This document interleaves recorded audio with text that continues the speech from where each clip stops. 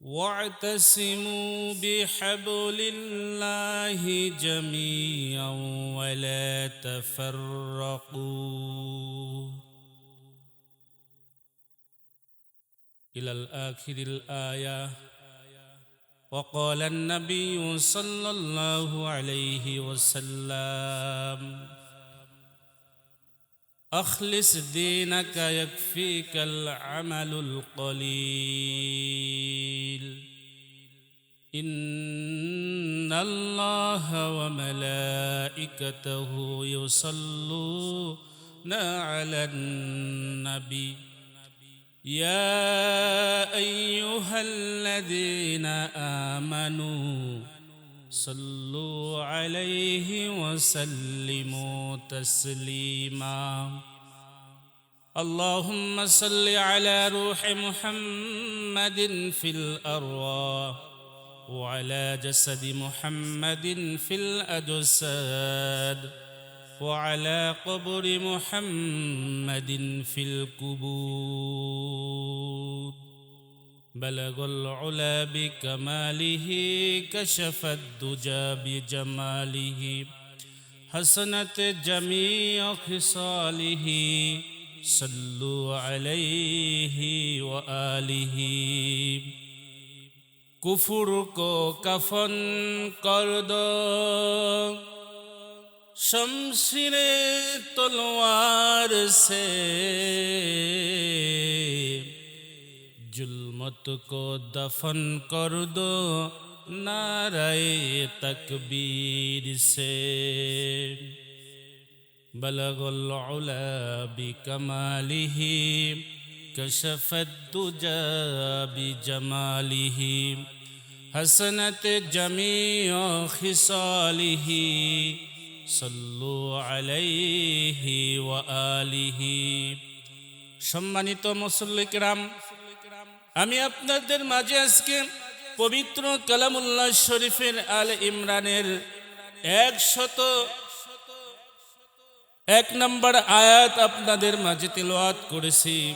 আল্লাহ রাব্বুল আলামিন বলেন, ওয়া'তাসিমু বিহাবলিল্লাহি জামিআন ওয়া লা তাফাররাকু।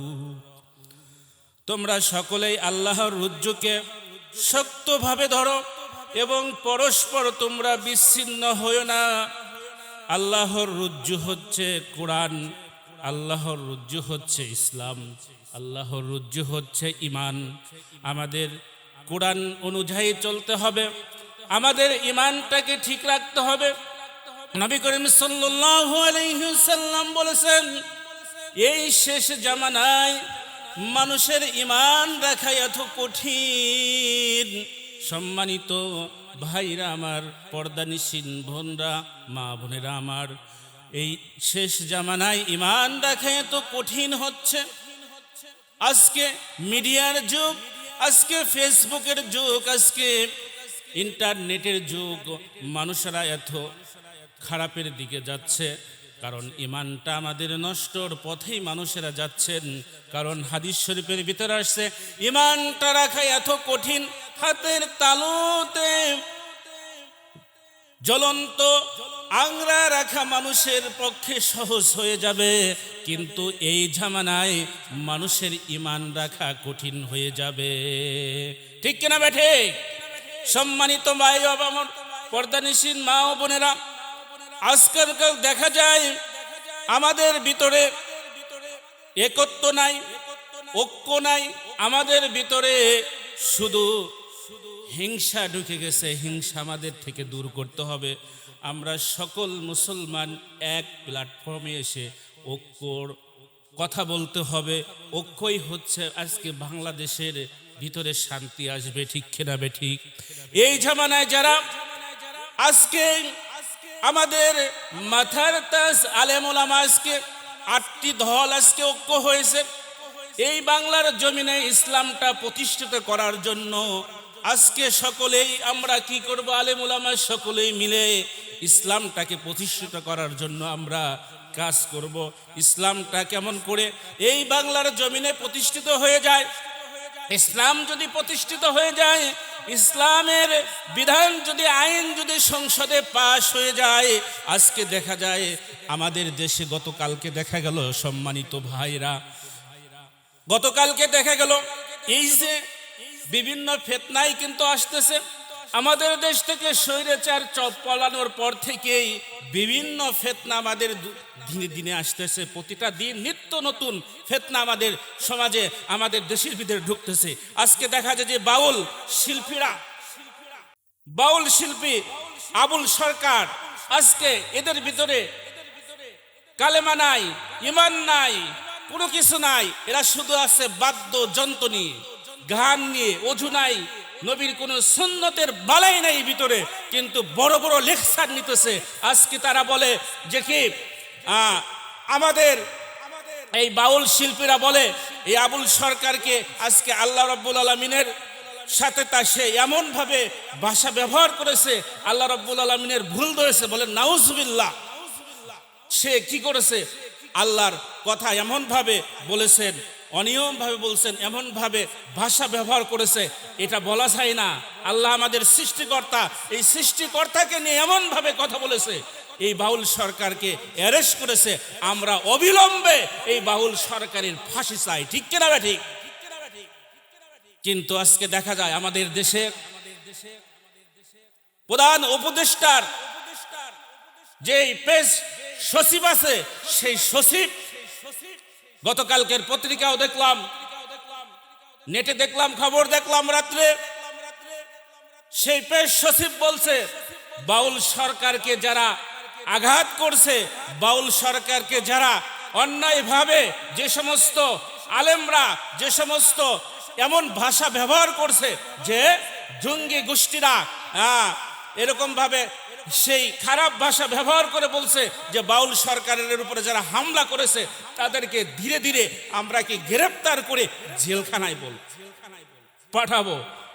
আমি বলতে চাই যে আমাদের এই প্রধান উপদেষ্টার পেশ সচিব, আপনি সাবধান হয়ে যান। আপনার সচিবকে আমরা এই যে স্বৈরাচার তার পালানোর পরে আমরা কি করছি? সম্মানের চেয়ারে বসাইছি। কিন্তু আজকে মনে রাখবেন সচিব সাহেব, আপনি যে তৌহিদি বাংলার তৌহিদি জনতার উপরে আপনি কটাক্ষ করে কথা বলতেছেন, আপনি যদি এই তৌহিদি জনতার একটা সদস্যকে, আমার ভাইদেরকে যদি অ্যারেস্ট করানো হয়, আপনার পিঠের চামড়া থাকবে না, আপনার অস্তিত্ব থাকবে না। সাবধান হয়ে যান। খবরদার, তৌহিদি জনতার পক্ষে চলে আসেন, ইসলামের পক্ষে চলে আসেন। খবরদার, কখনো আপনি কি আলেম ওলামার বিরোধিতা, কোনো বিল পাস, কোনো কিছু লেখালেখি করবেন না। সাবধান হয়ে যান। শুনে রাখতে পারেন, বাংলার তৌহিদি জনতা এই যদি একটু যদি নাড়া দেয়, এই স্বৈরাচার কিন্তু বাংলাদেশে থাকতে পারে নাই। আপনাদেরকে যেই সিটে বসানো হয়েছে, যেই চেয়ারে বসানো হয়েছে, এটা তৌহিদি জনতার কি ইমানের দায়িত্ব? তৌহিদি জনতার কি এটা কি কাজ ছিল? তৌহিদি জনতার জন্যই আপনারা এত সম্মানী চেয়ারে বসতে পারছেন। এই জন্য শুনে রাখবেন, বাউল শব্দের অর্থ, সম্মানিত উপস্থিতি, বাউল শব্দের অর্থ আমরা কিতাবের ভিতরে পড়ছি। বাউল শব্দের অর্থ বালা ইবালু, বাউল শব্দের অর্থ পেশাব, দাঁড়িয়ে থাকে পেশাব। তা আমি বলতে চাই, এটা এই আবুল সরকারের গোষ্ঠীরা, এটা বাউল নয়, এটা হতেছে পেশাব শিল্পী। এই শিল্পীর নাম কি? আমি নাম দিলাম, এই শিল্পীর নাম হতেছে পেশাব শিল্পী। আবুল সরকার পেশাব শিল্পী, নাপাক শিল্পী। এই শিল্পীর কে আল্লাহর সাথে কটূক্ত করছে চরম আকারে, বড় ধরনের কি আল্লাহর সাথে কি খারাপই করছেন, আল্লাহর কথা নিয়ে, আল্লাহর কালামুল্লাহ নিয়ে আমাদের সাথে আমাদের এই খারাপ ব্যবহার করছেন। এই জন্য সম্মানিত প্রধান উপদেষ্টার পেশ সচিবকে আমি বলতে চাই, আপনি কখনো এই কাজ করবেন, আপনাকে সাবধান করে দেওয়া হইল। বাউল শব্দের অর্থ হচ্ছে পেশাব। আপনি সেই পেশাব নিয়ে আজকে দেখা যায় সেই বাউলেরা পাড়ায় পাড়ায়, মহল্লায় মহল্লায় তারা ঘুরে ঘুরে বিভিন্ন যাত্রা শুরু করে, বিভিন্ন নাটক শুরু করে, বিভিন্ন গান বাজনায় বিভিন্ন বাউলা গান গায়, আর তার পক্ষে আপনি সাপোর্ট করলেন। আপনি কেমন মুসলমান? লজ্জা করে আমাদের তাওহীদি জনতা। সম্মানিত উপস্থিতি, আপনারা কিতাব ঘাটবেন, আলেম ওলামাদের সোহবতে থাকবেন, কখনো আলেম ওলামাদের পাশ কেটে যাবেন না। আলেম ওলামাদের ইসলামের পথে আপনাদেরকে ডাকবে, ইমানের পথে ডাকবে, কোরআনের পথে ডাকবে। কোরআনটাই হচ্ছে শান্তি। আল্লাহ রাব্বুল আলামিন কোরআনের ভিতরে বলেন, যারা কোরআনের পথে আসবে তাদের সকল টেনশন সকল কিছু দূর হয়ে যাবে। কোরআনের পথটাই হতেছে শান্তি। আল্লাহ রাব্বুল আলামিন আমাদের এই বাংলাদেশে কোরআনের পার্লামেন্ট চালু হওয়ার তৌফিক দান করুক। সকল বলেন আমিন। যেন বাউলের পিছনে আমরা যাব না। তারা কি করে? তাদের সাথে কিছু নারীদেরকে নিয়ে তারা অপকর্ম করে। সেদিন শুনতে পারলাম তাদের ভিতরে একজন বাউল শিল্পী মহিলা বলতেছে, আমাদেরকে তাদের বেটে না শোয়ালে পারে আমাদেরকে গান দেয় না। নাউজুবিল্লাহ, নাউজুবিল্লাহ। তাদের চরিত্রের দিকে দেখেন কেমন।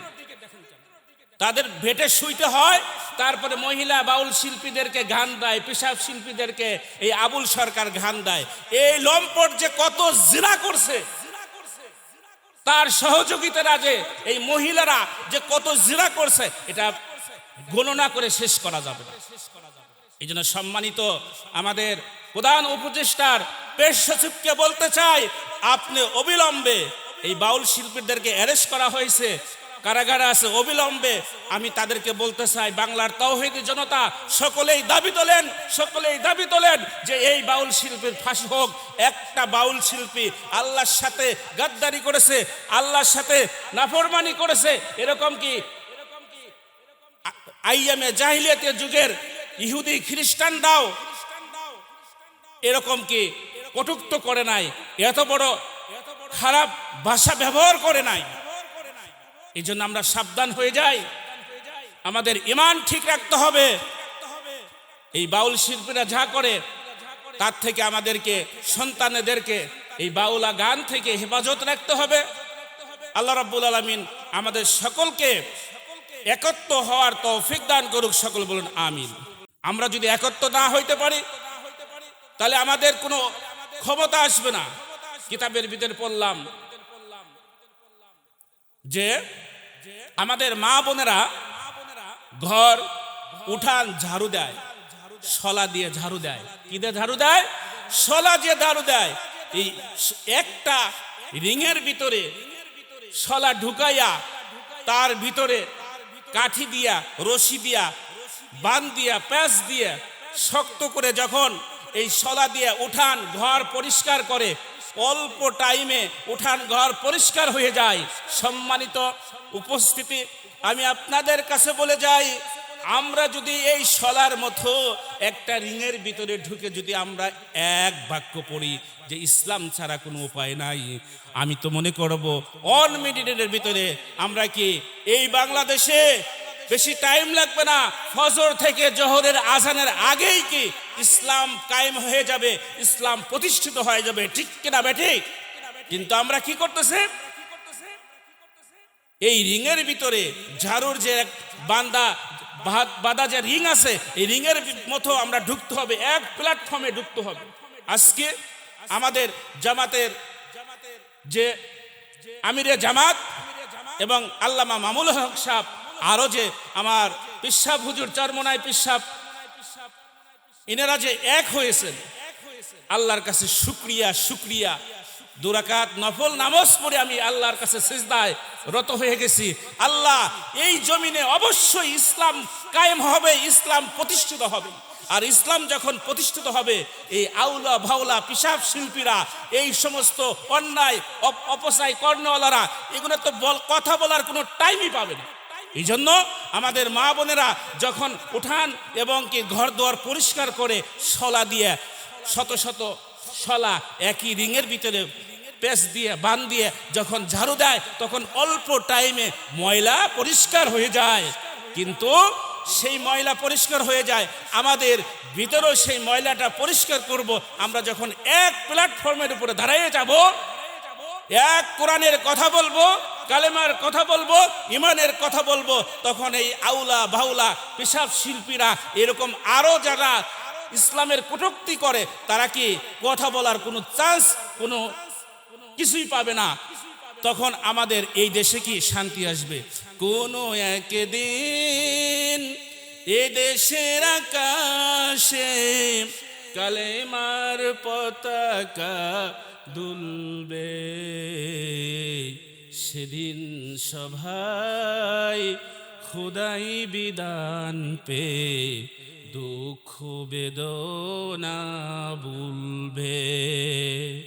কোনো একদিন এদেশের আকাশে কালেমার পতাকা দুলবে, সেদিন সভায় খোদাই বিধান পে দুঃখ বেদনা ভুলবে। সকল বলেন আলহামদুলিল্লাহ। আমরা চাই না সেই দিনের অপেক্ষায় আমরা আছি। আল্লাহ রাব্বুল আলামিন আমাদের সকলকে ঈমান এবং কোরআন অনুযায়ী আমল করার তৌফিক দান করুক। সকল বলেন আমিন।